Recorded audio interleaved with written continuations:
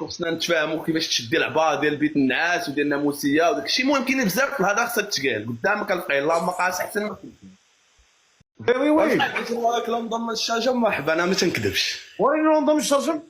اي هاكا الصبح باش انا ما نتيقش نشوف ننظم الشرجم. ها انا خويا انا ما عايش في الشاشه. ممكن وراك الزنقه السلفيه. وريني نشوف لندن. ها انا السلفيه شوف معاك. يا ربي السلام. شوف دور ها ولكن شوف عندكم اليسار هو اليمين ياك واليمين هو اليسار. لا هو اللي من الفقيه. دابا هذه اليمين ولا اليسار؟ هذه لا يسطا.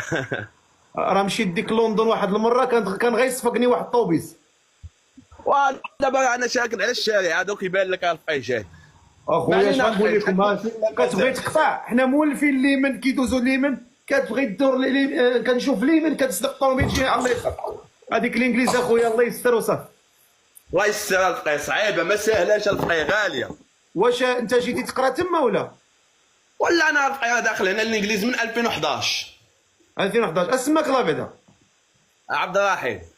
عبد الرحيم شحال في عمرك؟ انا في عمري 34 سنه. عبد الرحيم بعدا طلعتي مهتم هاد السيده؟ مهتم معها باغي نتزوج. عبد الرحيم 34 سنه واش كدير في لندن؟ انا خدام عندي مقاوله صغيره كنصايب داكشي ديال الكاميرات المراقبه. مزيان تبارك الله. هاد الشيء راه كيشرف وليدات المغرب مشرفينا في الانجليز اللهم بارك. حبك السي الفقيه. واخا وكيك ما كاينش شي بليه كتكمي ولا كتشرب ولا كتنفع؟ لا والو الفقيه. ولا لا اعوذ بالله من الشيطان. والو.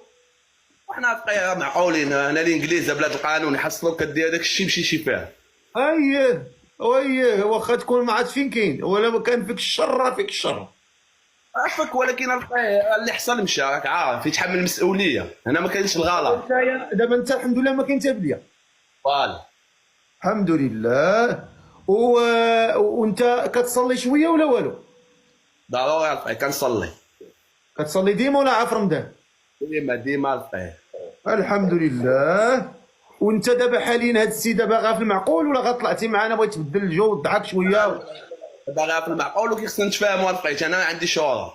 طبعا ها هي قول لها السلام عليكم وهضر معانا وسطكم هنا. اللي غلط غنقرقب ليه راسك. تفضل. السلام عليكم اختي. ممكن تعرفيني على راسك تعاودي باش نسمع من فمك فين كتعيشي وشنو المتطلبات ديالك اللي باغا. وعليكم السلام. أنا أميمة وجدية عندي 22. كنقرا كنخدمش. المتطلبات ديالي كما قلت لك انه يكون اول حاجه يكون نصلي ولد الناس طبعا ويكون يا في المستوى المعيشي ديالي انا يكثر اما قل لا.